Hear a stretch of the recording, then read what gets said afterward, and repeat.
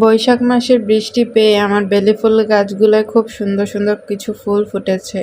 আর বাহিরে ছিল অনেক বাতাস, মনে হচ্ছিল বৃষ্টি হবে, ঝড় নামবে ওরকম। তারপরে আমার মনে পড়লো আমার ঘরে তো অনেকগুলো মেহেদি আছে, একটু মেহেদি দেওয়া যাক, হাতটা পুরো সাদা হয়ে গিয়েছে। তো যেমন ভাবনা তেমনই কাজ, চলে এলাম মেহেদি দিয়ে, বসে বসে মেহেদি দিয়েছি, একা মানুষ কি আর করবো। দিয়ে এখন বারান্দায় চলে এসেছি আমার বেলি ফুল গাছগুলোর সাথে সুন্দর সুন্দর কিছু ভিডিও নিতে, ছবি তুলতে।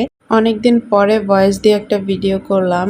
ভিডিও এখন করা হয় না, কারণ আমি প্রচুর পরিমাণে ড্রামা দেখি, আর ড্রামা দেখার জন্য আমি ভিডিও করার সময় পাই না, এডিট করার সময় পাই না। তো এখন থেকে ভাবছি যে ভিডিও দিব, ড্রামা একটু কমই দেখবো। তো যাই হোক, এইগুলো হচ্ছে আমসত্ত্ব, যেগুলো আমি বানিয়েছিলাম আরো 2 থেকে 3 দিন আগে। এগুলো আমি কেটে তারপরে ফ্রিজে রেখে দিয়েছিলাম। তো এখন একা একা বসে বসে খাচ্ছি এগুলো খুব মজা করে। কালকে রাতের বেলাও খেয়েছিলাম কতগুলো, এগুলো অনেক মজা হয়েছিল। আমাদের বাড়ির গাছের আম, সেগুলো দিয়ে আমি আমসত্ত্ব বানিয়েছিলাম, খেতে খুবই মজা হয়েছিল। আপনারা কারা কারা এখন কাঁচা আমের আমসত্ত্ব বানিয়েছেন কমেন্ট করে বলে যাবেন। আমি তো প্রত্যেকবারই বানাই, কিন্তু এবার একটু কম হয়ে গিয়েছে, অন্যবার আমাদের বাড়ি থেকে আনি আম। তারপরে খেলাম তরমুজ, আর বাহিরে দেখছিলাম বাচ্চারা খেলা করছিল, আর আমার গাছগুলোও দেখছিলাম বারান্দায়। তো দাঁড়িয়ে দাঁড়িয়ে খাচ্ছিলাম আর সবকিছু আশেপাশে সবকিছু দেখছিলাম। আজকে ভিডিও এই পর্যন্তই। ছোট ছোট এরকম মিনি ব্লগ পাবেন এখন থেকে ইনশাল্লাহ। আর আপনারা সবাই আমাকে সাপোর্ট করবেন। আমার ভিডিও ভালো লাগলে অবশ্যই লাইক কমেন্ট শেয়ার করবেন,